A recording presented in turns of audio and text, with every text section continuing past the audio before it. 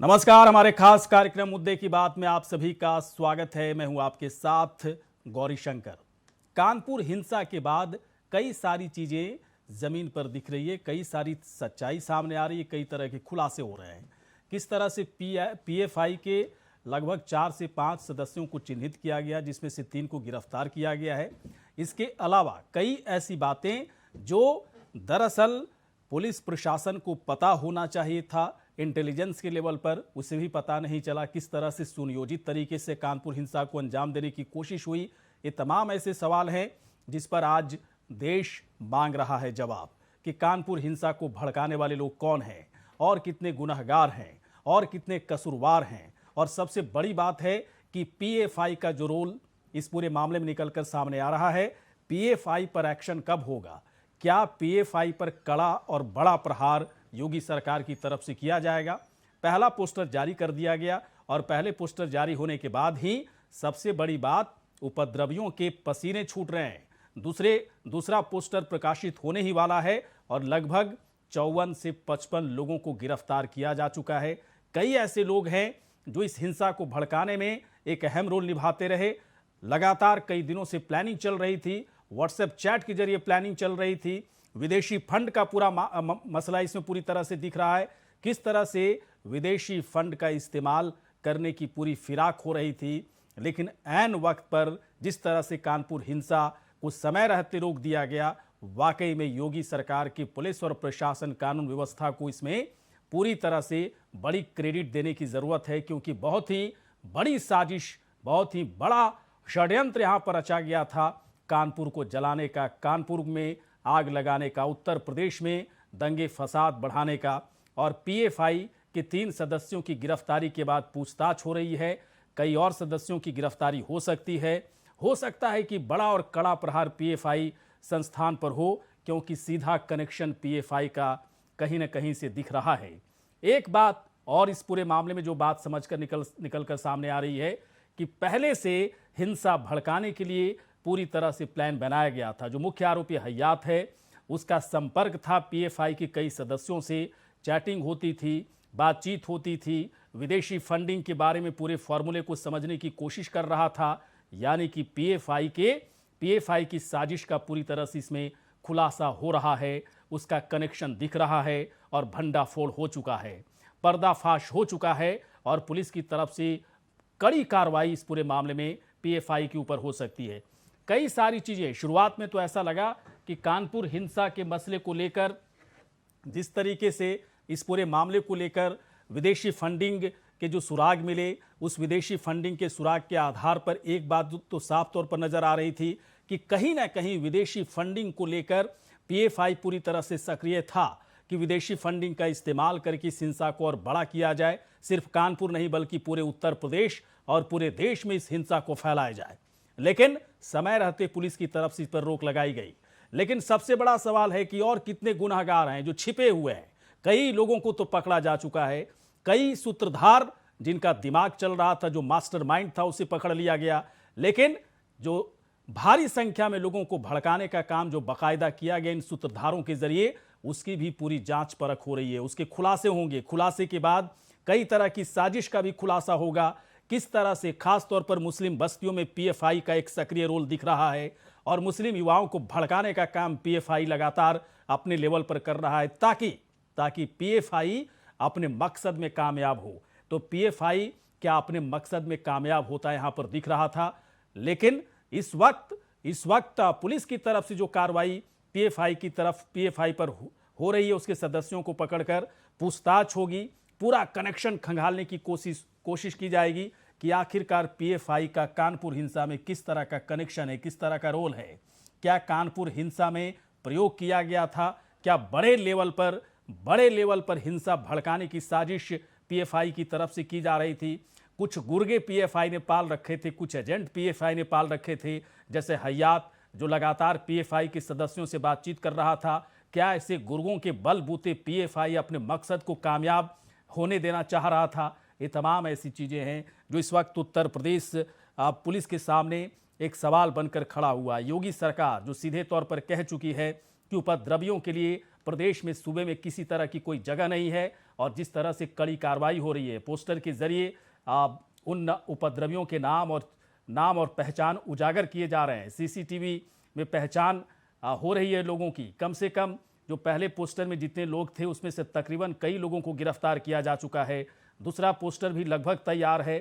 साथ ही साथ पूछताछ के आधार पर इस हिंसा में कौन कौन लोग थे, कहां कहां से पत्थर लाया गया, पत्थर लाने का काम कितने दिन से चल रहा था, ऊंची इमारतों पर पत्थर कहां से आए और पत्थर का ढेर वहां पर क्यों जमा किया गया था, ऊंची इमारतों से पत्थर फेंके जा रहे थे पुलिसकर्मियों के ऊपर। जो सबसे बड़ी बात यहां पर समझ में आती है, इसका मतलब है कि कानपुर हिंसा अचानक से नहीं भड़की, बल्कि कानपुर हिंसा को भड़काने का एक सुनियोजित कार्यक्रम था, सुनियोजित प्लान था। इसमें हयात मुख्य आरोपी जो कि पकड़ा जा चुका है, उसके कई सदस्यों को भी पकड़ा गया है और भी कई सूत्रधार इसमें पकड़े जाएंगे। कई मेहमान इस वक्त हमारे साथ जुड़ चुके हैं और चर्चा करने के लिए चलेंगे सीधे अपने मेहमानों के साथ। इस वक्त चंद्रमोहन शर्मा जी इस वक्त हमारे साथ हैं, कांग्रेस के प्रवक्ता। चंद्रमोहन शर्मा जी, स्वागत है आपका। हिंदू धर्मगुरु इस वक्त एच.एस. रावत जी हमारे साथ हैं। एच.एस. रावत जी, आपका स्वागत है। मुस्लिम स्कॉलर इस वक्त हमारे साथ मौजूद हैं। मौलाना कुम्मी जी इस वक्त हमारे साथ हैं। मौलाना जी, स्वागत है आपका। सबसे पहले इस पूरे मामले में मैं हिंदू धर्मगुरु एच.एस. रावत जी के पास में जाता हूं। रावत साहब, एक बात बताएं, ऐसा लग रहा था कि कानपुर हिंसा अचानक से भड़की हुई हिंसा है, अचानक से लोग एकदम से उपद्रव करने लगे, लेकिन जिस तरीके से ठेले पर पत्थर देखे जा रहे थे, ऊंची इमारतों और घरों पर पत्थर के ढेर देखे गए, वहां से पत्थर फेंके जा रहे थे, ऐसा लग रहा था कि कानपुर ही नहीं बल्कि पूरे उत्तर प्रदेश में आग लगाने की कोशिश हो रही थी, दंगा फसाद कराने की कोशिश हो रही थी। पीएफआई का बड़ा रोल दिख रहा है, 3 सदस्यों को गिरफ्तार किया गया है। एक पोस्टर में जो जितने लोग दिखे हैं उसमें कई लोगों को गिरफ्तार किया गया, दूसरा पोस्टर आना भी बाकी है। मतलब साफ है कि कानपुर में जो भी हुआ सुनियोजित तरीके से किया गया। बताइए सर। देखिए गौरी शंकर जी, ये कोई पहला हादसा नहीं है, सुनियोजित है ये। इससे पहले अगर देखें तो उत्तर प्रदेश में कमलेश तिवारी का जब हादसा हुआ था, उस समय भी उत्तर प्रदेश के हर शहर के अंदर यही स्थिति थी और इसी प्रकार का हादसा अगर आप देखें तो भागलपुर के अंदर, बिहार के अंदर भी हुआ था। इसी प्रकार की हिंसाएं सुनियोजित होती रही हैं और जम्मू कश्मीर तो इस सुनियोजित षड्यंत्र का शिकार होता रहा है। जुम्मे की नमाज के बाद ये सब चीजें शुरुआत हो जाती हैं, भड़काऊ भाषण दिए जाते हैं, भड़काऊ भाषण के बाद में लोगों में एक जोश भरा जाता है, उनको बताया जाता है कि इस्लाम खतरे में है और लोग उपद्रव शुरू कर देते हैं। और ये पहले जो 2-3 दिन पहले जो मीटिंग हुई उसमें पत्थरबाजी इकट्ठी की गई, पत्थरों को इकट्ठा किया गया, मस्जिद में पत्थर इकट्ठे किए गए, उससे ये लगता है कि प्लानिंग थी और ये उपद्रव करने की प्लानिंग थी, लेकिन उसको चेहरा और रूप दिया गया कि हम शांतिपूर्ण जुम्मे के दिन उसको शांतिपूर्ण आंदोलन करेंगे। शांतिपूर्ण अगर है तो पत्थरों की जरूरत नहीं, शांतिपूर्ण आंदोलन है तो आपको हथियारों की जरूरत नहीं होती है। इसलिए ये हमेशा से एक हिंदू कम्युनिटी के ऊपर मेंटल प्रेशर बनाने की आदत शुरू से 1000 वर्ष से गौरी शंकर जी रही है और आज की डेट में वो सफल नहीं हो पा रही है। उसको सफल करने में बड़ा दिक्कत है, क्योंकि आज हिंदू भी अवेयर हो चुका है, हिंदू भी मानसिक गुलामी की जो मानसिकता उससे बाहर निकल चुका है, वो भी अब सामने आता है। तो उनको इस चीज से तकलीफ होती है कि हमारे सामने क्यों आते हैं, हमारे सामने बोलते क्यों हैं, हमारे सामने उन बातों को रखा क्यों जाता है। पीएफआई का बड़ा रोल दिख रहा है रावत साहब, पीएफआई का बड़ा रोल दिख रहा है। अभी तक पीएफआई कई सारी चीजों में, चाहे वो है ना एनआरसी के मुद्दे पर दिल्ली में है ना 100 दिन से ज़्यादा आंदोलन का मसला हो, बाबरी मस्जिद के मसले पर मुस्लिम युवाओं को भड़काने का मसला हो, हाथरस कांड को लेकर जिस तरह से उसका एक बड़ा रोल दिखा, और भी कई जगह पर बार बार पीएफआई का नाम आता है। पीएफआई कहता है कि हमारा तो ऐसा कुछ है ही नहीं, हम तो समाज सेवा कर रहे हैं, लेकिन यहाँ पर भी पीएफआई का रोल दिख रहा है। अब तो एक्शन का वक्त आ गया है ना पीएफआई के खिलाफ। नहीं, बिल्कुल। इससे पहले जब सिम्मी थी, सिम्मी को बैन किया गया था तो पीएफआई आई। इस प्रकार से तो पाकिस्तान के अंदर भी वहां पर देखा जाए तो बहुत सारे इस तरह के स्लीपर सेल चल रहे हैं। तो पीएफआई एक स्लीपर सेल के तौर पे काम करता है। दूसरे लोग जो लोग होते हैं मुखौटे होते हैं और ये पीछे से प्लानिंग करते हैं कि किस प्रकार से इन उपद्रवों को अंजाम दिया जाए और किस प्रकार से सरकार को, प्रशासन को अस्त व्यस्त किया जाए, जिससे वो टेरर उनके अंदर एक पैदा हो। और बाद में वो बोल देते हैं कि हम तो सामाजिक काम करते हैं, हम तो ऐसा काम ही नहीं करते। अगर सामाजिक काम करते हैं तो ये पत्थर किसने इकट्ठे किए? वो कौन से लोग थे जो पत्थर इकट्ठे कर रहे थे? वो कौन से लोग जो मीटिंग कर रहे थे? वो कौन से लोग थे जो भड़काने की कोशिश कर रहे थे? बहुत सारी बातें आ रही रावत साहब, बहुत सारी बातें आ रही है। जिस मुख्य आरोपी हयात जफर हाशमी को पकड़ा गया है, पीएफआई के सदस्यों से उसकी बातचीत होती थी, चैटिंग होती थी, मतलब साफ है कि पीएफआई का वो एजेंट था। पीएफआई उसे विदेशी फंडिंग के बारे में पूरी तरह से फार्मूला बता रहा था। बाकायदा जो पुलिस की तरफ से कई चीज़ें जब्त हुई, वहाँ पर पत्थर है, पत्थर को कहाँ से लाया गया, ऊंची इमारतों पर पत्थर क्यों रखे गए, इशारे कर रहे हैं कि बड़ी साजिश रची जा रही थी। मौलाना कुम्मी जी के पास में आना चाहूँगा।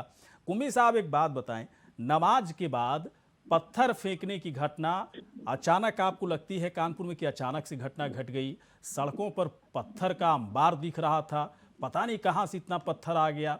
ऊंची ऊंची जो इमारतें, यहाँ पर बड़े बड़े जो घर बने हुए हैं, छत पर पत्थर के ढेर दिख रहे हैं। अब तो पूरी तरह से खुलासा हो रहा है ना, अब लग रहा है कुम्मी साहब आपको भी ना कि सुनियोजित तरीके से पहले से साजिश रची गई। कुछ लोग नापाक इरादे से इस हिंसा को भड़काने की कोशिश करने में लगे थे, मुस्लिम युवाओं को भड़काया गया। बताइए कुम्मी साहब। देखिए, ऐसा है गौरी साहब, पहली बात आप समझ लें कि जब दंगा हो जाता है तो हमारे सामने पत्थर भी आते हैं, तो तंजीमें भी आती हैं कि जो लोग फसाद फैलाना चाहती हैं। सवाल ये है कि वहाँ पर जो है पहले से हुकूमत क्या कर रही थी? वहाँ के लोग जो वहाँ पर जुमे के दिन उन्होंने ऐलान किया था कि हम एहतिजाज करेंगे, तो उससे पहले कार्रवाई क्यों नहीं की गई? क्यों नहीं? ऐसा क्यों है कुम्मी साहब? ऐसा क्यों है? एक मिनट में रुकना चाहूंगा। कुम्मी साहब, ऐसा क्यों है? ऐसा क्यों है कि घटना घटी, घटना के लिए खुद को कोई जिम्मेदार किसी को ठहराया, कोई ठहराने के लिए मतलब कह भी नहीं रहा, आप भी कह रहे हैं कि ऐसी घटना क्यों घट गई?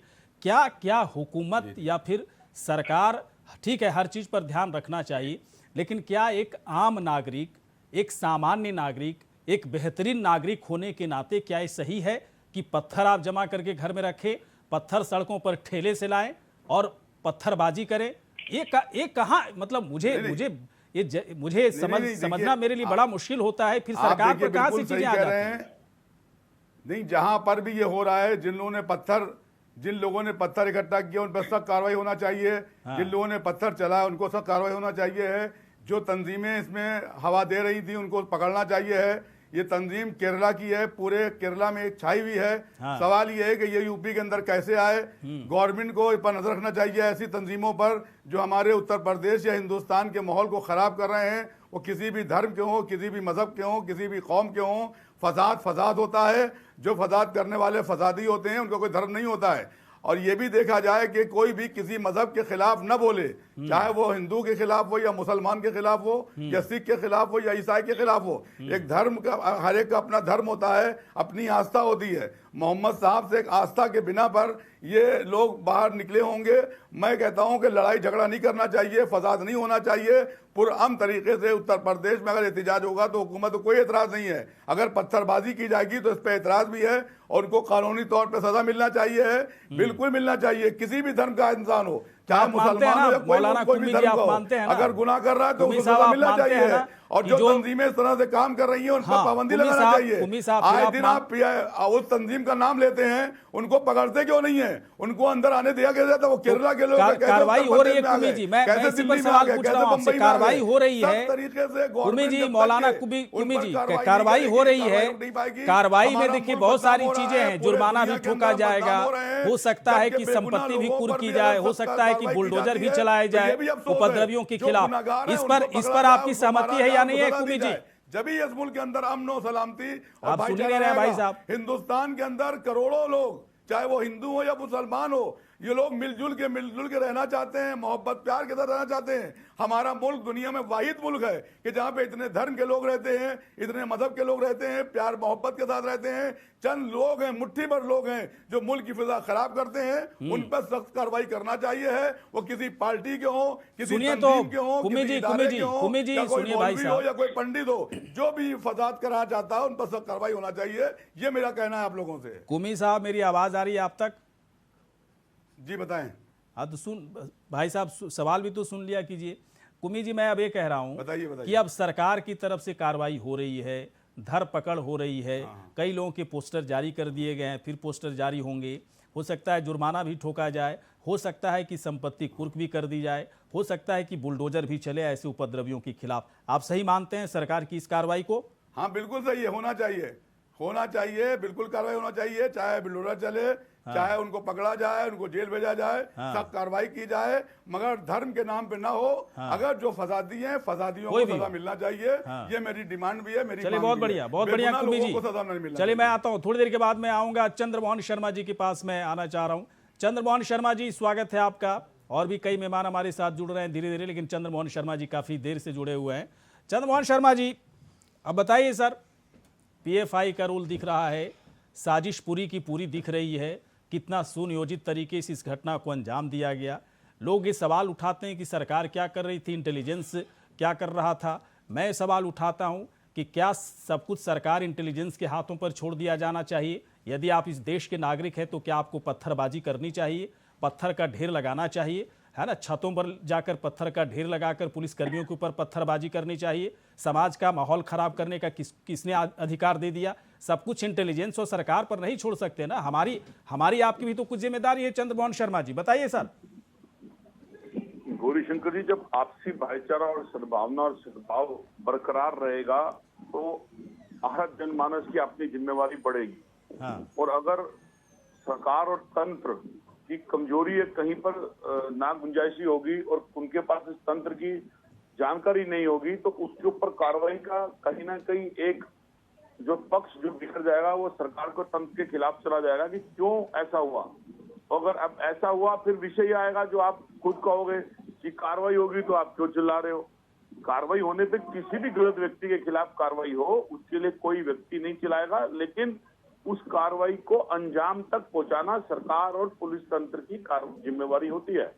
अब आज जो दंगा हुआ उसके अंदर कोई भी व्यक्ति या कोई भी कानपुर में हुआ, उसका नुकसान सबका हुआ, देश का हुआ, पूरे उत्तर प्रदेश का हुआ, और उस पर कार्रवाई होनी चाहिए। बिल्कुल असंभवी कार्रवाई होनी चाहिए, जल्दी कार्रवाई होनी चाहिए। अगर प्रमाणित सब चीजें हैं तो फिर देर किस बात की, और एक नजीर की तरह कार्रवाई होनी चाहिए, ताकि कभी भी कोई वर्ग किसी वर्ग के ऊपर हस्तक्षेप करे, चाहे वो वर्ग कोई भी हो, चाहे वो वर्ग ज्यादा तादाद रखता हो या कम रखता हो, गलत को गलत की नीति के आधारित एक सिद्धांत, एक नीति निर्धारित करके कार्रवाई होगी, तो फिर दोबारा ऐसी कार्रवाई करने वाले के हाथ भी कांपेंगे और उनके चलिए ठीक है, चलिए वो भी कम होगी। हाँ चलिए ठीक है, अच्छी बात आपकी तरफ से की गई। नहीं तो मैं सोच रहा था कि कहीं ऐसा ना आप बोल दें कि सरकार की तरफ जो कार्रवाई हो रही है गलत है, एक तरफा कार्रवाई है, और यहीं पर सवाल फिर अटक भी जाता है कई सारी चीज़ें कि एक तरफा कार्रवाई इसको कैसे कहा जाएगा, जब सारी चीज़ें दिख रही हैं सामने, किस तरह से पत्थरबाजी की गई, पत्थर इकट्ठे किए गए, ठेले से पत्थर लाए जा रहे थे, बाकायदा एक सुनियोजित तरीके से इस घटना को अंजाम दिया गया। सबसे बड़ी बात है कि पीएफआई के साथ जो मुख्य आरोपी है उसकी बातचीत होती थी, उसके संपर्क में था, साजिश रची जा रही थी। सिर्फ कानपुर नहीं, ऐसा डर लग रहा है कि पूरे देश में एक अलग माहौल बनाने की कोशिश हो रही थी। चलिए, और भी कई मेहमान जुड़ चुके हैं इस वक्त हमारे साथ। महेश आर्या जी, समाजवादी पार्टी के प्रवक्ता हमारे साथ हैं। महेश आर्या जी, स्वागत है। इसके बाद बीजेपी के प्रवक्ता हमारे साथ भी जुड़ चुके हैं, कैप्टन आई सिंह इस वक्त हमारे साथ हैं। सिंह साहब, स्वागत है आपका। सर, मैं आपके पास थोड़ी देर के बाद आता हूं, पहले महेश आर्या जी से एक सवाल मैं पूछ लूं। महेश आर्या जी, बताइए, संतुष्टि आपको मिल रही है ना सरकार की कार्रवाई से? अच्छा लग रहा है ना कि बेहतर काम हो रहा है अब? देखिए, जो काम सरकार अगर बेहतरी के लिए कर रही है तो उसका तो सराहना किया जाएगा। अभी सवाल इस बात का उठता है कि अभी जो इंटेलिजेंट और जो उनका फेलियर नहीं रहा होता तो इतनी बड़ी घटना घटी क्यों? अगर आज कार्रवाई कर रही है, अगर पहले से अगर ये लट रहे होते तो इतनी बड़ी कार्रवाई नहीं होती। तो मुझे बताइए महेश आर्या जी, पत्थर फेंकने वाले कौन है? लगी है कानपुर में, तुमने मुझे ये बताइए कि पत्थर फेंकने वाले कौन? अगर आप इंटेलिजेंस पर सवाल उठा रहे हो, ये पत्थर फेंकने वाले कौन है? क्या आतंकवादी हैं? चैनल पे बोला था, क्या आतंकवादी हैं पत्थर फेंकने वाले? अगर भारतीय जनता भाई साहब, सवाल नहीं सुनेंगे तो जवाब कैसे देंगे आप? आपने जो सोचा है वही सुनने के लिए मैं यहाँ थोड़ी बैठाया हूँ आपको, ऐसा नहीं है ना। मैं पूछ रहा हूं कि ये जो पत्थर फेंकने वाले लोग थे, क्या आतंकवादी हैं? क्या आतंकवादी हैं कि इनके पीछे इंटेलिजेंस लगाया जाए? ऐसा तो नहीं ना भाई साहब, ये सामान्य नागरिक है, इनको भड़काया गया। पत्थर की खाली अगर विषय डिबेट है तो ये तो आप बताइए कि पत्थर के कौन है वो आतंकवादी कौन है? ये तो काम पुलिस का है, इंटेलिजेंस का। ये कौन देखेगा इसको? हम बताएंगे, आप बताएंगे? सिर्फ मसला इंटेलिजेंस का नहीं है महेश आर्या जी, ये मसला है एक अच्छा नागरिक बनने का भी एक मसला है। अगर आप अच्छा नागरिक हैं, देश के बारे में सोचते हैं, सामाजिक सौहार्द को बनाए रखना चाहते हैं, तो हाथ में पत्थर नहीं दिखना चाहिए भाई साहब। फिर वहां पर ना तो इंटेलिजेंस काम करेगा, ना सरकार की कानून व्यवस्था काम करेगी। वहां पर खुद जो है आप, ये कुछ भी नहीं दिखाई देनी चाहिए, ये भी हिंसात्मक है। और मैं समझता हूँ कि जो लोग धर्म संसद करते हैं, सड़कों पे जुलूस निकालते हैं, अनऑथराइज्ड हथियारों का वेपन का लहरा करके चलते हैं, तो वोट पे रोक लगनी चाहिए। ये सभी देश के उसके खिलाफ है। हमारे जो देश की सभ्यता है, संस्कृति, उसके खिलाफ है। तो मैं समझता हूँ अगर ये इसी इरादे से अगर पत्थर रखे गए थे तो निश्चित रूप से वो गलत थे और उस पर ठोस कार्रवाई प्रशासन कर रहा है, करना चाहिए। और मतलब आप मानते हैं ना कि जुर्माना लगे, घर को तोड़ा जाए, बुलडोजर चले, संपत्ति कुर्क हो इन उपद्रवियों का, आप मानते हैं ना महेश आर्या जी? जी मानते हैं ना कि ऐसा हो? क्या मतलब ऐसा हो, कार्रवाई के साथ साथ जुर्माना लगे, संपत्ति कुर्क और बुलडोजर भी चलाए जाए इनके घरों के ऊपर? 100% अगर कोई दोषी है, निष्पक्षता के रूप से सरकार को जांच करनी चाहिए। जो एजेंसी से निष्पक्षता के साथ जांच करे, उसके खिलाफ कार्रवाई करे। हम देश में, प्रदेश में अमन परस्त लोग हैं, हम नहीं चाहते हमारे देश का चलिए ठीक है। मतलब कांग्रेस ने भी कह दिया कि ठीक है, बुलडोजर भी चले, जुर्माना भी लगे, घर भी तोड़ा जाए, कोई दिक्कत नहीं, उपद्रवियों के लिए कोई जगह नहीं है सूबे में। महेश आर्या जी भी एक्सेप्ट करते हैं। और बीजेपी के प्रवक्ता इस वक्त जुड़ चुके हैं हमारे साथ, सिंह साहब, इससे अच्छी बात और क्या हो सकती है? पूरा विपक्ष आपके साथ है, विपक्ष की तरफ से कोई विरोध भी नहीं हो रहा है, तो फिर अब क्यों देर हो रही है? पीएफआई पर क्यों नहीं प्रतिबंध लगना चाहिए? पूरा रोल तो दिख रहा है पीएफआई का कि किस तरह से पीएफआई ने लोगों को भड़काने का काम किया। अभी चल रहा है, अभी जांच पड़ताल होगी बहुत सारी, लेकिन मुख्य आरोपी के साथ उसकी चैटिंग होती थी, बातचीत होती थी। 5 पीएफआई के सदस्यों को चिन्हित किया गया, 3 को गिरफ्तार किया गया, पूछताछ हो रही है, उसमें पूरी तरह से मुख्य आरोपी का कनेक्शन दिख रहा है। पीएफआई पर कड़ा प्रहार कब होगा? पूरी तरह से मामला उसके खिलाफ जा रहा है सिंह साहब। बिल्कुल, आपने बहुत अच्छी बात कही कि पीएफआई जहां भी पत्थरबाजी होती है उसमें पीएफआई जो है ना इन्वॉल्व निकलती है। चाहे वो घटना राजस्थान की हो, चाहे घटना वो अन्य जगह की हो, चाहे यूपी की हो, पीएफआई ही इसकी मुख्य पूरक रहती है। बाकी अन्य लोग जो समर्थन देते हैं अपना, मैं अभी उनको नाम कुछ नहीं कहना चाहूँगा। मैं ये कहना चाहूँगा कि जिस तरह से हमारी ये जांच एजेंसियां लगी हैं, वो इन्होंने देखी है कितनी जल्दी पीएफआई के कनेक्शन भी निकाल लिए और 3 उनके गिरफ्तार भी हो चुके हैं जो सरगना थे, और 5 का नाम आया है, 2 बच्चे हैं, वो भी बहुत जल्दी हो जाएंगे। मगर एक चीज उसमें भी ये भी देखना पड़ेगी कि जो पत्थरबाज वहां आए थे, एकदम अटैक करके गाड़ियों में पत्थर भर के लेके आए। सबसे बड़ी बात मैं एक और कहना चाहूंगा आपको कि हमारे मंदिरों में हमने कभी ऐसा ना देखा है ना सुना है कि मंदिर में कोई धार्मिक कहीं प्रवचन या कुछ हो रहा हो और फिर भीड़ वहां से निकले और जाके पथराव करने लगे। ये मैंने पहले कभी नहीं देखा, मंदिरों की बात कर रहा हूं। मगर हर मस्जिद के अंदर से ही ऐसा क्यों होता है, इसके ऊपर भी चर्चा होना चाहिए कि मंदिर से ही लोग जो नमाज के बाद निकलते हैं और पथराव शुरू करते हैं। ये पहली घटना नहीं, इससे भी पहले काफी। तो फिर ऐसा क्यों हुआ सिंह साहब कि आप लोग दावे करते हो कि मेरी कानून व्यवस्था सबसे बेहतरीन? योगी जी कहते हैं ना कि दंगा फसाद तो छोड़िए, यहाँ पर तो तू मैं भी नहीं हुआ है ना। कानपुर उनकी इस बात को खारिज कर दिया। अब मुझे बताइए, इंटेलिजेंस मतलब जो सीआईडी है, तमाम तरह के ऑर्गेनाइजेशन हैं, उनको पता तो होना चाहिए था कि पत्थर इकट्ठे किए जा रहे हैं, साजिश रची जा रही है। प्रशासन की तरफ से अनुमति मिली थी कुछ वहां पर जुलूस निकालने का, नहीं दिया गया। उसके बाद हालात का जायजा लेने के लिए क्या पुलिस अधिकारी को, सीआईडी को, आईबी को स्ट्रांग नहीं होना चाहिए था, सक्रिय नहीं होना चाहिए था? आप लोग अपने लेवल से फेलियर क्यों नहीं मानते हैं सिंह साहब? नहीं, इस पुलिस प्रशासन को फेल्योर हम इसलिए नहीं मान सकते हैं क्यों, ये दंगे से पहले अगर इनके ऊपर थोड़ा भी हाथ डाल दिया जाए तो ये नहीं, तो ये उसके बिल्कुल ऊपर failure बिलबिलाएंगे नहीं ही, है। पुलवामा में अन्य पूरा पार्टियां भी RDS बिलबिलाना का- शुरू कर देंगी जो इनके पक्ष में खड़ी रहती है। RDS का ट्रक भड़का चला अब सुने मैं बीच में नहीं बोलता हूँ, सुने थोड़ा, फिर भी चक्री रही। एक मिनट भाई साहब, एक एक राउंड सबको सुने, मैं बीच में नहीं बोलता हूँ, पहले राउंड में बीच में बोलोगे फिर पहले मैं राउंड में सब अपनी अपनी बात फिर मैं करते हैं। उसी पे आ जाऊंगा, फिर बोलिए सिंह साहब, आप- अपनी बात आपकी पूरी पत्ते कीजिए। खोलने लगूंगा फिर। अपनी बात पूरी कीजिए आप। तो खोलो ऐसा है कि पुलिस तो रही है आपकी प्रशासन पूरी तभी सरकार। हाथ डालता है जब सबूत इकट्ठे कर लेता है। तो पुलिस प्रशासन ने जब खूब पता था कि ये पत्थर इकट्ठे करे जा रहे हैं, अगर इनके हम पत्थरों पे ऑब्जेक्ट उस टाइम उठा दिए तो कहते थे अब तो मकान बनाने को ले जा रहे हैं, कुछ भी बहाना बना सकते थे। मगर आप देखिए कि जैसे ही इन्होंने पथराव किया, बहाना बना सकते थे, इसका मतलब इसका आप तो बहुत अलग तरह की बात कर रहे हैं सिंह साहब। अगर पुलिस को पता है कि पत्थर के बारे में पुलिस को पता जानकारी थी, है ना, तो बहाना क्या बना देंगे कि घर के लिए बनाने के लिए जा रहे हैं, अरे है ना, क्या क्या क्या क्या इंतजार हो रहा था कि पत्थरबाजी हो ताकि हम लोग को एक माहौल खड़ा करने का मौका मिल जाए। नहीं, एक मिनट आर्या जी, आपके बारे एक मिनट आर्या जी, जब आप बोल रहे थे कोई नहीं बोल रहा था, प्लीज सबको एक एक मौका दीजिए भाई साहब। इसके बाद सेकंड ब्रेक के बाद हम चाहते हैं कि हर लोग जो है एक दूसरे को, है ना, काउंटर करे। अभी मत कीजिए, बोलने दीजिए इनको, बोलिए। बिल्कुल जो है ना, बोलिए। हाँ बिल्कुल सही बात है कि जब ये नमाज पढ़ने गए सब लोग, उस टाइम भी पुलिस की निगाह थी, पुलिस वहां थी भी जब नमाज अंदर पढ़ने गए। मगर अंदर जो इनकी चर्चा चली, हमारी इंटेलिजेंस अंदर किसी धार्मिक स्थान के अंदर नहीं जाती है, क्योंकि वो जाना भी नहीं चाहिए। बाहर से आप कुछ भी सिक्योरिटी करो, तो बाहर थे।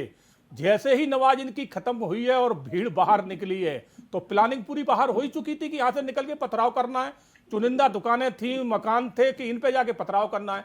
तो वहां से निकलते ही भीड़ ने पथराव शुरू कर दिया। तो पुलिस वहां हमारी पहले से ही मुस्तैद थी, ये सब पता है, इसलिए तो आप देखो कंट्रोल इतनी जल्दी कर लिया। मुझे बस इतना जानना है कि बहुत सारे कनेक्शन दिख रहे हैं, पीएफआई का कनेक्शन, इसमें जो मुख्य आरोपी है उसके जरिए भी कई सारी चीजें निकलकर सामने आ रही है।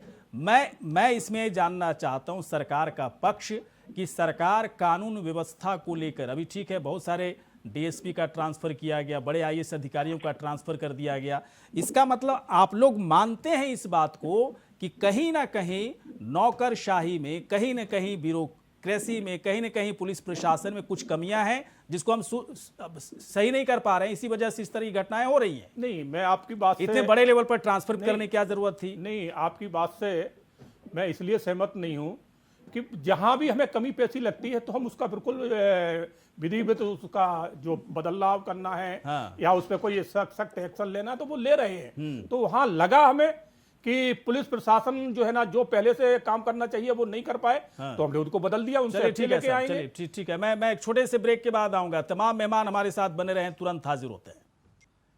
चलिए ब्रेक के बाद स्वागत है। कानपुर हिंसा के कितने गुनाहगार, कितने कसूरवार, परतें निकलकर सामने आ रही हैं, खुलासे हो रहे हैं। कई ऐसे खुलासे जिसे जानकर हैरानी हो रही है कि क्या देश के अंदर इस तरह की साजिश कई जगहों पर चल रही थी, क्या कानपुर में एक प्रयोग किया जा रहा था और इस प्रयोग को पूरे देश में दोहराने की कोशिश कुछ संगठनों के जरिए हो सकती थी। कई ऐसे सवाल हैं। चलिए, कई मेहमान हैं, सीधे चलते हैं मेहमानों के पास। और इस वक्त हमारे साथ अब सीधे चलेंगे, कई मेहमान जुड़े हुए हैं, उनके पास चलते हैं सीधे। तो इस वक्त हम लोग बातचीत कर रहे हैं कि कानपुर हिंसा के कितने गुनाहगार हैं, कितने कसूरवार हैं, उसमें हम लोग चर्चा कर रहे हैं। चर्चा करने के लिए इस वक्त कई मेहमान हमारे साथ जुड़े हुए हैं। और अभी थोड़ी देर पहले हम बातचीत कर रहे थे बीजेपी के प्रवक्ता सिंह साहब से, उससे पहले चंद्रमोहन शर्मा जी से बात हो गई है। अब मैं रावत जी के पास में आना चाहता हूँ। रावत साहब, आवाज़ आ रही है क्या मेरी आपके? आप तक पहुँच रही है आवाज़? रावत साहब, आवाज़ आ रही है? जी, मुझे आपकी आवाज आ रही है। हाँ ठीक है सर, पता नहीं मुझे ऐसा लगा कि मेरी आवाज़ नहीं जा रही है। एच.एस. रावत जी के पास आते हैं। आपकी आवाज आ रही है। चलिए ठीक है सर। रावत साहब, एक बात बताएं, सब कुछ तो सामने आ चुका, अब ठीक है, कई लोग कहेंगे कि इंटेलिजेंस का मसला है, कानून व्यवस्था का मसला है, कानून व्यवस्था के हिसाब से जो कार्रवाई चल रही है वो कार्रवाई भी बेहतरीन तरीके से हो रही है, सभी लोग तारीफ भी कर रहे हैं उसकी। लेकिन एक बात मुझे समझ में नहीं आ रही है, इसके बावजूद कानून व्यवस्था इतना मजबूत होने के बावजूद इतनी हिम्मत कैसे जुटा रहे हैं लोग, ये बड़ा सवाल। जी गौरी शंकर जी, मुझे याद आता है कि जब मौलाना मदनी साहब ने एक जो 5000 मौलानाओं का जो सम्मेलन किया था, उस दिन भी शायद डिबेट थी या नेक्स्ट डे डिबेट थी। उस समय उस बहस में मैंने कहा था कि अब इंटेलिजेंस एजेंसियों को सावधान हो जाना चाहिए, और सावधान अगर हो जाती उस समय इंटेलिजेंस एजेंसियां, पता था कि मौलाना मदनी का जो स्पीच है वो आ चुकी है, वो एकदम तो सीधा बोलते नहीं कि मैं हंगामा खड़ा कर दूं, लेकिन उन्होंने जिस प्रकार से बातें रखी उससे ये पीएफआई के लोग और जो दूसरे नेगेटिव एलिमेंट थे वो सक्रिय हो चुके थे। और मैंने बार बार चिल्ला के उस समय कहा था इंटेलिजेंसी एजेंसियों को सावधान हो जाना चाहिए कि कुछ बड़ा हादसा हो सकता है, क्योंकि इसी प्रकार से लगातार। क्या रावत साहब, मेरा जो बेसिक सवाल रहेगा आपसे, क्या आपको लगता है कि हिंदुस्तान में, मैं सीधा सवाल पूछ रहा हूं, हिंदुस्तान में हिंदू धर्म के खिलाफ साजिश चल रही है? सीधा सवाल है, पिछले 1000 वर्ष से ये साजिश है। हिंदुस्तान में हिंदुओं को खत्म करने की साजिश है, लेकिन अब वो औरंगजेब की तलवार तो नहीं है, लेकिन जिहाद भिन्न भिन्न रूपों में अभी भी सक्रिय है, जो इस प्रकार से बैड एलिमेंट काम कर रहे हैं। सीधा जवाब। चलिए मैं आऊंगा सर, थोड़ी देर के बाद मैं आऊंगा। मुस्लिम स्कॉलर अभी हमारे साथ जुड़े हुए हैं, मौलाना कुम्मी जी, मैं उनके पास आऊंगा, लेकिन उससे पहले एक मेहमान हमारे साथ और जुड़ चुकी हैं। ऋचा सूद इस वक्त हमारे साथ हैं, सामाजिक कार्यकर्ता। ऋचा सूद जी, स्वागत है आपका। आवाज आ रही है मेरी आप तक? जी आ रही है। जी मैं आता हूं, थोड़ी देर में आता हूं। कुम्मी साहब, क्या आप इसे ऐसे देखते हैं कि कुछ एंटी सोशल एलिमेंट्स जो इस देश को पसंद नहीं करते, इस देश से प्यार नहीं करते, इस देश की मिट्टी को अपना मिट्टी नहीं मानते, अपने वतन को अपना वतन नहीं मानते, और दूसरों के बहकावे में आकर देश का नुकसान करने में पूरी तरह से आगे रहते हैं, पूरी तरह से देश को तोड़ने की कोशिश करते हैं? क्या आपको लगता है ऐसी साजिश रची जा रही है? और जो इशारा मैं कर रहा हूं, कुछ मुस्लिम युवाओं को भड़काकर इस मकसद को पूरा किया जा रहा है? बताइए सर सच्चाई थोड़ा सा। देखिए, ऐसा है कि मैं ये नहीं समझता हूं कि हमारे मुल्क के अंदर कोई किसी का दुश्मन होगा या हिंदू मुसलमान या मुसलमान हिंदू के खिलाफ होगा। ऐसा नहीं लगता है मुझे, और ना हो पाएगा, क्योंकि ये मुल्क बहुत सदियों पुराना मुल्क है, प्यार मोहब्बत का मुल्क है। दुनिया जानती है कि यहाँ के ऊपर मिलजुल के तमाम धर्म के लोग मिलजुल के रहते हैं, प्यार मोहब्बत से रहते हैं। यहाँ पे गिरजाघर भी है, यहाँ पे मंदिर भी है, मस्जिद भी है, गुरुद्वारा भी है, तमाम धर्म के लोगों का एहतराम होता है। चंद मुट्ठी भर लोग हैं जो हमारे मुल्क के हालात खराब करते हैं, और वो हर धर्म के लोग हैं उसके अंदर, ये नहीं सिर्फ मुसलमान है हिंदू हैं, हर जगह पे कुछ ना कुछ ऐसे उपद्रवी लोग हैं जो माहौल मुल्क का खराब करना चाहते हैं। हमारी यही मांग है कि गवर्नमेंट उन पर निगाह रखे, सख्ती करे, और जो बाहर से फंडिंग हो रही है उसको रोका जाए, ताकि इन लोगों के ऊपर ये लोग काम ना कर सकें। अगर फंडिंग आ रही है तो गवर्नमेंट जानती है कहां से फंडिंग आ रही है। जो लोग बाहर से आके ये काम कर रहे हैं वो भी गवर्नमेंट को मालूम होना चाहिए। खाम से जो नाम आता है तंजीम का, ये तंजीम जो है केरला की है। मैं केरला भी जा चुका हूँ। बड़ा अच्छा सवाल आपने उठाया कुम्मी साहब, बहुत ही अच्छा सवाल उठाया। मुझे लगता है एक सामाजिक संगठन को काम करने का उसका क्या तरीका होना चाहिए, पैसे लेने के क्या तरीके होते हैं, सामाजिक संगठन दरअसल किस तरह से काम करता है समाज के अंदर, इसके लिए हैं इस वक्त हमारे साथ ऋचा सूद जी इस वक्त हैं। ऋचा सूद जी, आप सामाजिक कार्यकर्ता हैं, पीएफआई का नाम देखिए आ रहा है कि कानपुर हिंसा में पीएफआई का बड़ा रोल दिख रहा है, बड़ा कनेक्शन दिख रहा है, मुख्य आरोपी के साथ चैटिंग होती थी, किस तरह की प्लानिंग बन रही थी, पत्थरबाजी हो रही थी, पत्थर के ढेर जमा किए गए थे। मुझे थोड़ा सा ये बताइए कि क्या कोई सामाजिक संगठन का रोल पत्थरबाजी में हो सकता है क्या? ऋचा सूद जी, ये कैसा संगठन है पीएफआई, कैसा सामाजिक संगठन है? देखिए, कोई भी सामाजिक संगठन या सामाजिक संस्था या एनजीओ, मैं नहीं मान सकती कि ऐसा किसी का रोल ऐसे पत्थर इकट्ठे करने में और बॉटल के पेट्रोल बम बनाने में हो सकता है। ये तो सीधे एक संकेत है कि कहीं पर अलगाववादी जो हैं, जो आतंकवादी हैं, वो या जो इनको पीछे से फंडिंग कर रहे हैं या पीछे से इनको जो उकसा रहे हैं, देश विरोधी तत्व जो हैं, वो ही ये काम कर सकते हैं। देश के अमन और चैन को, जो शांति को जो बर्बाद करना चाहते हैं। देखिए, ऐसा पहले दिल्ली में भी हो चुका है, और कल रात जहांगीरपुरी का भी ऐसा ही कुछ सुनने में आया है। और ये कानपुर जी, तो ये कोई एक दिन की साजिश नहीं है, ये पूरी सोची समझी लंबी साजिश है, और इसके पीछे बड़े बड़े लोगों का हाथ होगा। जो अगर सामने सच निकल के आता है, ये सामाजिक संस्थाओं का काम नहीं है। अच्छा, एक बात बताएं ऋचा सूद जी, एक बात बताएं, विदेशी फंडिंग सामाजिक जो एनजीओ होते हैं, विदेशों से फंड भी उनके पास आते हैं, कोई इसमें छुपी हुई बात नहीं है। ये विदेशी फंड ऑटोमेटिक आते हैं या फिर कनेक्शन के जरिए आते हैं, और इन विदेशी फंडिंग जो विदेश से फंड किया जाता है उसकी जानकारी सरकार को कैसे देती है कोई एनजीओ? क्या तरीका है? क्या पीएफआई देता है या नहीं देता है? थोड़ा सा बताइए, क्योंकि आप सामाजिक कार्यकर्ता हैं, पीएफआई को बेहतर समझती होंगी आप। इसमें बहुत सारी कंपनी सीएसआर के तहत भी आपको फंडिंग करती हैं, और बहुत ही सामाजिक संस्थाएं या एनजीओ या ट्रस्ट जो है वो बाहर से फंडिंग के लिए अप्लाई करते हैं और उनको फंडिंग मिलती है। हाँ। लेकिन कोई भी कंपनी या कोई भी देश किसी को जो एनजीओ के थ्रू या किसी ट्रस्ट के थ्रू आपको पैसा हिंसा करने के लिए नहीं देगा। हाँ। अहिंसा के लिए तो कोई कदम बढ़ा सकता है, लेकिन हिंसा करने के लिए ऐसे फंडिंग नहीं हो सकती है। धर्म परिवर्तन के लिए पैसा बाहर से आता है।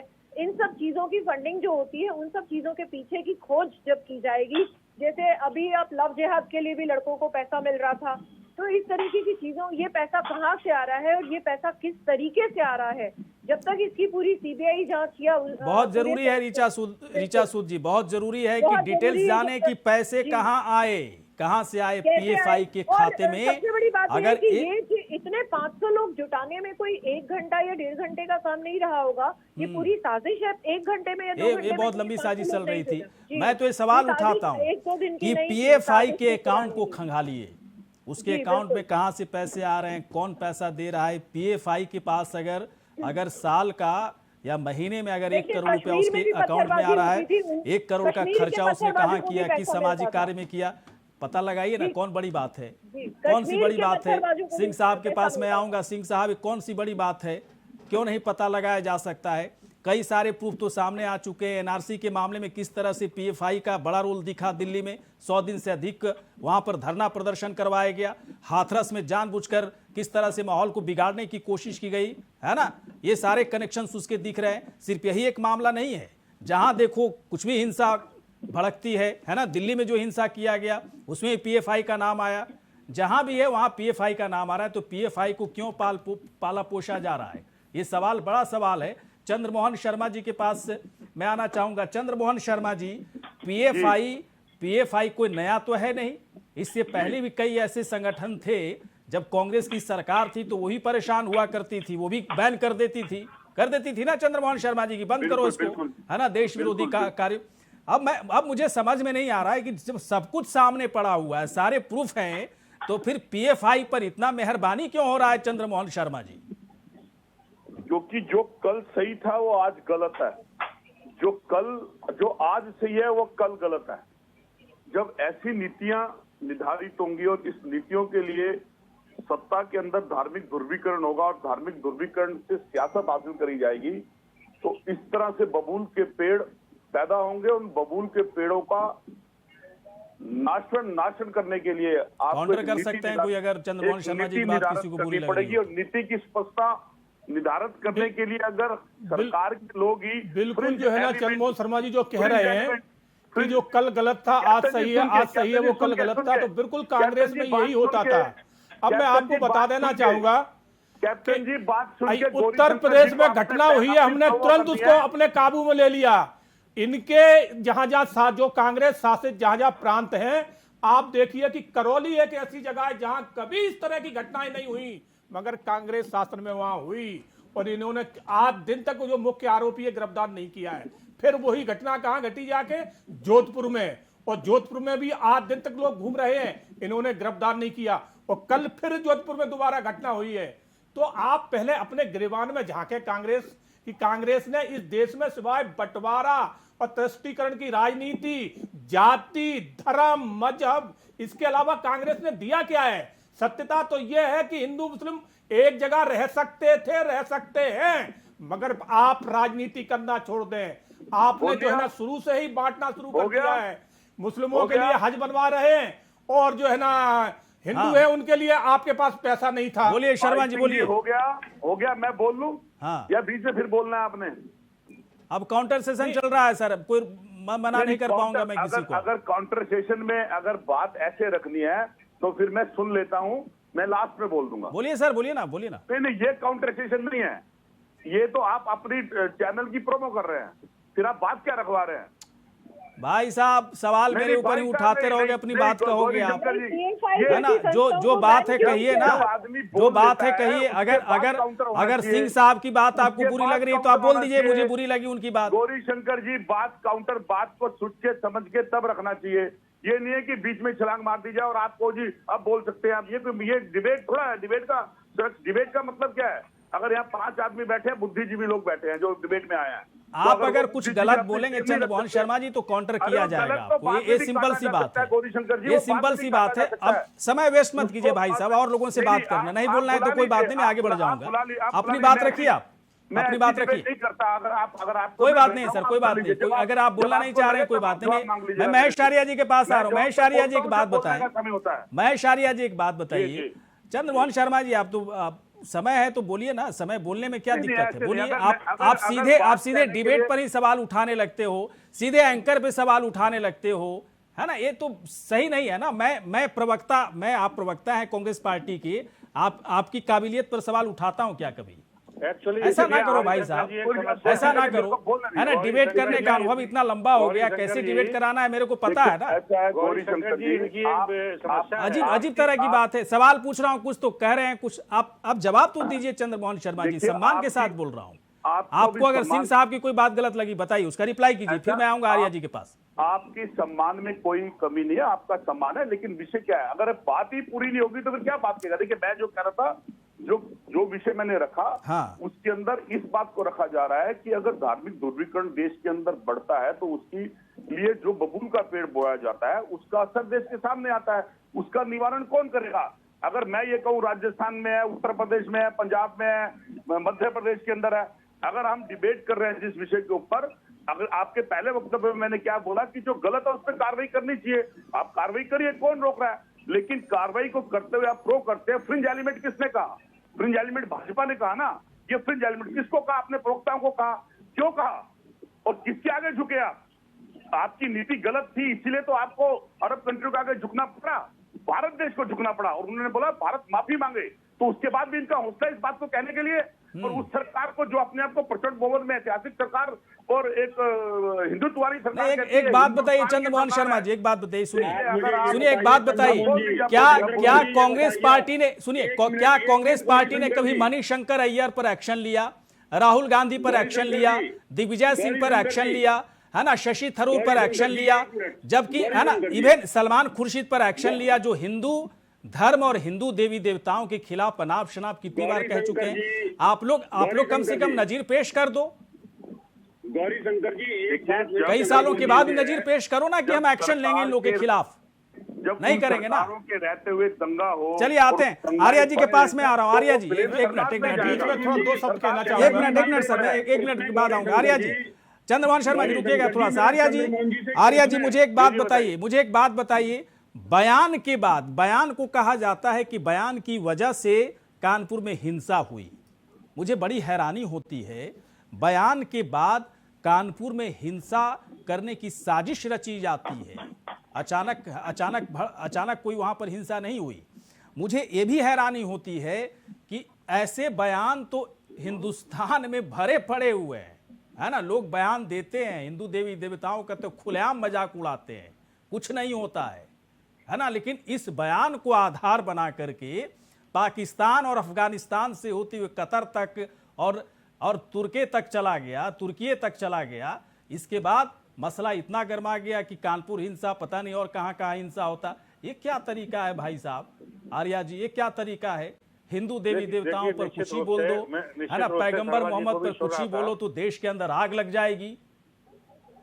नहीं, निश्चित रूप से शर्मा जी को भी सुन रहा था कि इनकी सरकारों में भी कोई कमी नहीं रही। मैं तो ये महसूस कोई कमी नहीं थी, मैं तो लिस्ट दिया, बहुत लंबी लिस्ट हो सकती है। भारतीय जनता पार्टी और कांग्रेस में कोई ज्यादा अंतर नहीं है। इनकी सरकार तो हिंदू मुसलमानों की, हिंदू मुस्लिम हुए, सिखों के साथ हुआ, दलित भी पिटे, और आज भी जहाँ भी कांग्रेस स्टेट में जहाँ इनकी गवर्निंग सरकारें हैं वहां पर भी आज भी इसी तरह से घट रही हैं। ये कंट्रोल करने में फेलियर है। रही बात भारतीय जनता पार्टी की, तो ये निश्चित रूप से उसमें फेलियर रहा है। मैंने पिछली बार भी डिबेट में कहा, इसको स्वीकार करने में सरकार की कोई नागडीजी नहीं होती है। पूरे देश की गर्मा गिर रही आज तमाम अरब कंट्रीज की तरफ से जो बातें आ रही हैं। एक बात बताइए महेश आर्य जी, आपके विधान पार्षद हैं, सुनिए आपके एक विधान पार्षद हैं, सुनिए भाई साहब, सुनिए आपके एक विधान पार्षद हैं। आर्य साहब सवाल सुनिए भाई साहब, इससे थोड़ी निकल जाइए करके। आपके एक विधान पार्षद हैं आर्या जी, विधान पार्षद ने क्या बोला शिवलिंग के बारे में? क्यों कार्रवाई नहीं करते हो? है जी, आप लोग का भी तो वही हाल है ना। आपके विधान पार्षद ने भी शिवलिंग के बारे में क्या क्या अनाप शनाप बोला? नहीं देखिए, मैं आपको एक क्या नाम, तमाम नाम गिना क्यों नहीं देखते आप? अपने पार्टी के अंदर ये सब खबरें तो रखिए, बग्गा है, सब पार्टी के अंदर खबरें रखिए। मौलाना कुम्मी जी से पहले मैं रावत जी के पास आऊंगा। कौन कितने इतने भरे पड़े हैं? अगर इनकी बात अपनी भरे पड़े हैं, लेकिन अपनी पार्टी में, आपकी पार्टी में भरे हुए हैं। आप सरकार अभी 2-3 दिन पहले की घटना है ना भाई साहब, ये सब 4-5 दिन हो गया। आपके विधान पार्षद शिवलिंग के बारे में क्या क्या नहीं बोला, भाव रखना चाहिए, है ना? क्यों नहीं आप लोग कार्रवाई क्यों नहीं करते उनके खिलाफ? जो आप लोग पड़े हुए हैं नुपुर शर्मा के पीछे, आप लोग उस विधान पार्षद के पीछे क्यों नहीं पड़ रहे? हम नहीं पढ़े, जिसके कारण पूरे शिवलिंग के बारे में जो अनाप शनाप आपके विधान पार्षद बोले, वो तो बोलने लायक नहीं है। जो उन्होंने भद्दे शब्दों का प्रयोग किया, गूगल कीजिएगा अपने विधान पार्षद के बारे में, उनका वीडियो भी पूरी तरह छाया हुआ। प्रधानमंत्री नरेंद्र मोदी जी के मुस्लिम स्कॉलर कार्रवाई कर दी आते हैं सर। नहीं सर आप लोग कई फ्रंट पे बहुत फेल हो। मैं वहां तक जाना नहीं चाहता हूँ। एच एस रावत जी के पास में आ रहा हूँ। रावत साहब बड़ा आसान है, सॉफ्ट है किसी पर हमला करना। हिंदुस्तान, एक मिनट आर्या जी, बहुत ही आसान है हिंदुस्तान में कि कहीं भी पत्थरबाजी कर दो, किसी को भी, किसी पर भी पत्थर चला दो। पुलिस प्रशासन, एक मिनट में रावत जी के पास आ रहा हूं। एक मिनट आर्या जी, रावत जी बताइए, बहुत ही आसान है। हिंदुस्तान में नियम कानून बदलना होगा, थोड़ा कुछ और टफ करना होगा। योगी सरकार में कुछ चीजें दिखी, लेकिन मुझे लगता है अभी और कुछ देखने और दिखाने की जरूरत है। गौरी शंकर जी, देश आजादी के बाद भी चंद्रमोहन जी कह रहे थे कि इनकी सरकार दब गई, सरकार इनके सामने झुक गई, विदेशों के सामने झुक गई। मैं चंद्रमोहन जी को याद दिलाना चाहता हूँ, हो सकता है तब मेरे हिसाब से उस टाइम पढ़ रहे होंगे ये, जब राजीव गांधी की सरकार थी तो बहुमत की सरकार थी और नरेंद्र मोदी की सरकार से ज्यादा बहुमत में थी। उस समय सावानों का जब केस आया था, उस समय राजीव गांधी की सरकार पार्लियामेंट में घुटने पे आ गई थी और उस समय विदेशों का इतना प्रेशर था। तो आदत तो आपने डाल रखी है, हिंदुओं के टैक्स का पैसा, हिंदुओं के मंदिरों का पैसा हज में जाता रहा, वो तो अब धीरे धीरे बंद हुआ जाकर के। आदत तो आपने बिगाड़ी थी इन लोगों की। अगर उसी समय आपने शिकंजा किया होता, कस दिया होता, तो आज ये पत्थरबाजी ना होती। ये गलती तो आपकी है, आपने कांटे आपने बोए और फल तो दूसरा काटेगा इसका कहीं ना कहीं। इसलिए आप ध्यान रख लीजिए इन बातों का। जब भी कभी आपकी सरकार आएगी तो आपको भी इन चीजों का ध्यान रखना पड़ेगा।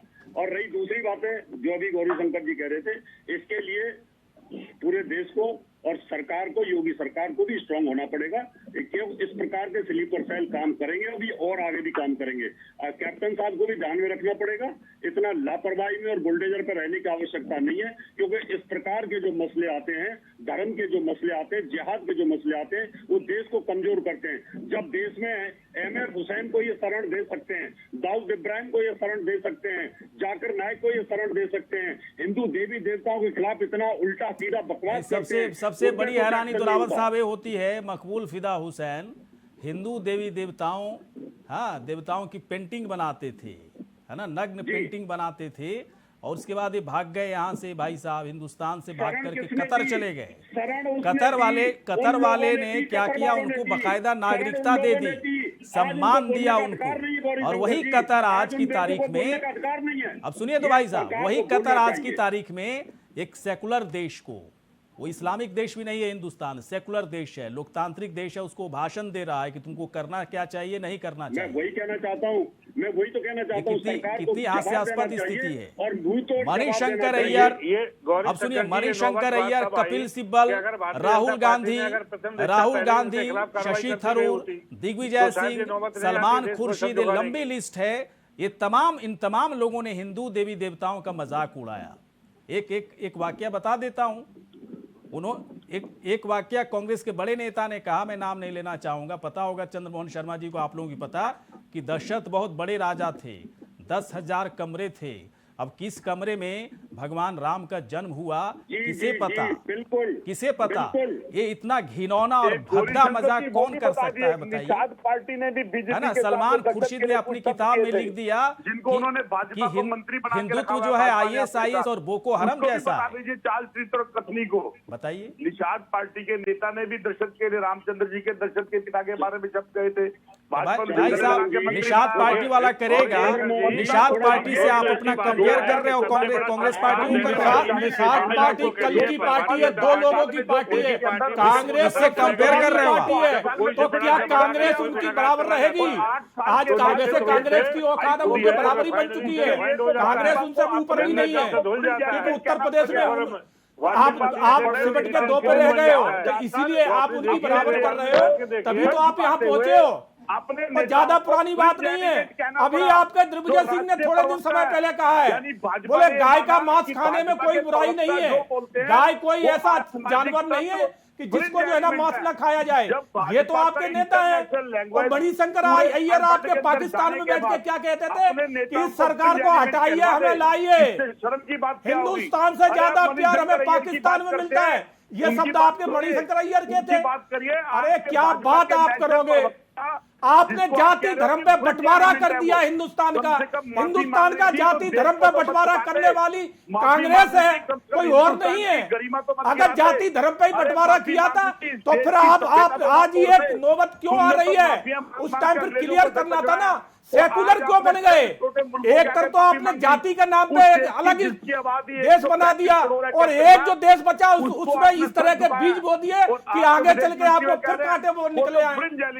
तो ये कांग्रेस का चेहरा इतना घटिया है, इतना घटिया है कि मैं कह रहा हूं कि इसके आगे जो है ना जो कहा जाए थोड़ा है।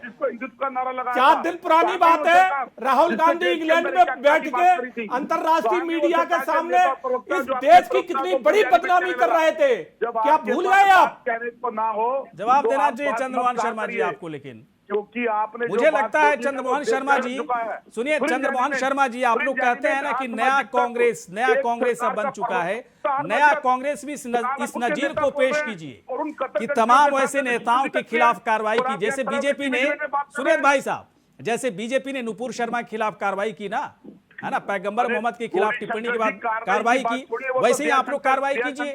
आप दिग्विजय सिंह के खिलाफ कार्रवाई कीजिए, सलमान खुर्शीद के खिलाफ कार्रवाई कीजिए, मणिशंकर अय्यर के खिलाफ, शशि थरूर के खिलाफ, राहुल गांधी को पार्टी से निकालिए। कब कर रहे हैं भाई साहब ये सब काम? आप देखिए कि हमारी राष्ट्रीय प्रवक्ता थी, अगर उन्होंने गलत कहा है तो हमने एक्शन लिया, उन्हें पार्टी से बाहर कर दिया। आपके कितने नेताओं ने हिंदू देवी देवताओं के खिलाफ कहा है, आपने किस पे एक्शन लिया बताइए? राहुल गांधी कल ही देश की बदनामी करके आए इंग्लैंड में, निकालिए राहुल गांधी को, कहिए कि राहुल गांधी को पार्टी में नहीं जाना चाहिए। नहीं कहोगे कि आपकी कहने की हिम्मत नहीं है। राहुल गांधी से इतना जितनी वो पार्टी में कोई कह देगा ना, वो बाहर नजर आएगा। आपको कहना बहुत आसान है। आज देश में अगर जो भी स्थिति है उसकी जिम्मेवार सिर्फ कोई है तो कांग्रेस है। कांग्रेस ने शुरू से ही धर्म पंथ इसकी राजनीति करी है। इस देश को बर्बाद करने वाली कांग्रेस है। अपने देश के उस नागरिक के लिए जो लड़ती थी उसको आप कह रहे हैं फ्रिंज एलिमेंट, शर्म आनी चाहिए आपको। अरे शर्म तो कांग्रेसियों को आना चाहिए जिन्होंने यहाँ पानी पी के हिंदू को और हिंदुओं के देवी देवताओं को गाली दी है। शर्म तो कांग्रेस को आना चाहिए। अरे आप शर्म आना चाहिए। आपने मंदिरों का पैसा तो लेके हज में भेज दिया, मगर मस्जिदों का पैसा नहीं ले सके। कारण बताइए क्या कारण है? मंदिरों का पैसा लेके हज में भेजा मगर मस्जिदों का पैसा नहीं लिया, वो बताइए क्या कारण था आपका? पार्टी कहती थी जायज था, लेकिन आपने खुद ही आपकी एक कमियां नहीं है, इतनी कमियां हैं कि बताने लगो तो पूरा साल निकल जाएगा। चलिए सर, एक बात तय है, एक बात समय खत्म हो रहा है, लेकिन सुनिए मैं भी कुछ बोलना चाह रहा हूँ, समय खत्म हो रहा है। एक बात तय है कि कानपुर हिंसा भड़काने में जो साजिश रची जा रही थी उसका खुलासा धीरे धीरे हो रहा है। और सबसे बड़ी बात है कि जो सूत्रधार हैं, जो मास्टरमाइंड इसके हैं, वो सारे मास्टरमाइंड का पता चल चुका है। एक पोस्टर जारी हो गया, दूसरा पोस्टर आएगा, उपद्रवियों के पसीने छूट रहे हैं, योगी सरकार की तरफ से कड़ा प्रहार होना है। और दूसरी जो बड़ी बात है, मुसलमानों की पीएफआई गुर्बत को के खत्म करना पाप है। का घड़ा लगता है भरता हुआ दिख रहा है। अब पीएफआई पर एक्शन होना बहुत ही जरूरी है, क्योंकि पीएफआई का कनेक्शन अब दिख रहा है। क्या ऋचा सूद जी, पीएफआई का कनेक्शन दिख रहा है ना? ऑडिट होना चाहिए, जैसा कि हाँ। आपने मुझसे सवाल किया था कि संस्थाओं में पैसा जो आता है तो उनका ऑडिट होता है, हर सामाजिक संस्था का ऑडिट होता है। तो क्या पीएफआई का ऑडिट होता है? उस ऑडिट में आपको पूरा खुलासा मिल सकता है कि पैसा कहाँ आया और कैसे खर्च किया गया। और उसके साथ साथ पीएफआई पे बैन होना चाहिए। ऐसी संस्थाएं हमारे देश में जो एंटी सोशल एलिमेंट्स को जन्म दे रही हैं, उनको बिल्कुल खत्म कर देना चाहिए। काफी हद तक हुआ भी है, मोदी सरकार ने किया भी है, और उम्मीद है कि आगे इनका भी खात्मा बहुत जल्दी ही होगा। हम एक दूसरे पे उंगली ना उठाएं। अच्छा ये होगा कि जो तथ्य जो हमें क्रक्स करना चाहिए वो ये होना चाहिए कि हम इनके पीछे छिपे हुए लोगों को ढूंढें, इनके पीछे छिपे हुए जो मकसद है उनको ढूंढें, और आगे ऐसी हिंसाएं हमारे देश में ना हो। एक आम आदमी जो भारतीय जनता पार्टी की सरकार में सांप निकल जाता है, लाठी पीट के रह जाते हैं। अगर पहले से अलर्ट रहते तो फिर ऐसे घटनाएं तभी तो अभी जो है ना, अभी अखिलेश यादव कह रहे थे देश को कि शर्मसार नहीं होना पीपल के पड़ता पेड़ के नीचे दो पत्थर रख दो और लाल कपड़ा रख दो, मंदिर बन जाता है। शर्म आना चाहिए आप लोगों को। आपके नेता की भाषा क्या है? ए ऊ, क्या नेता है तुम्हारा जो ए ऊ करके सदन में बात करता है? और बात कर रहे हो यहाँ बैठ के, पहले बोलना सीखो। अगर उत्तर प्रदेश में आपने एक बार भी कहा, कहिए आप, अगर आप सत्य बोल सकते हो कहिए कि इन आतंकवादियों पर कड़ी कार्रवाई होना चाहिए। कहिए, एक बार नहीं कह सकते हो, क्योंकि तुम्हें भी उनमें वोट बैंक नजर आ रहा है। जिस तरह की चले सर, समाजवादी पार्टी, चले आप चट्टे बट्टे हो। चलिए समय खत्म हो गया। कानपुर हिंसा को लेकर सरकार बहुत ही सख्त है, कार्रवाई हो रही है, कई खुलासे होंगे, लेकिन साथ ही साथ पीएफआई का जो रोल है वो पूरी तरह से सामने आना चाहिए। तमाम मेहमान आए इस कार्यक्रम में, आप लोगों ने समय दिया, बहुत बहुत शुक्रिया, धन्यवाद। इसी के साथ खास कार्यक्रम इतना ही, नमस्कार।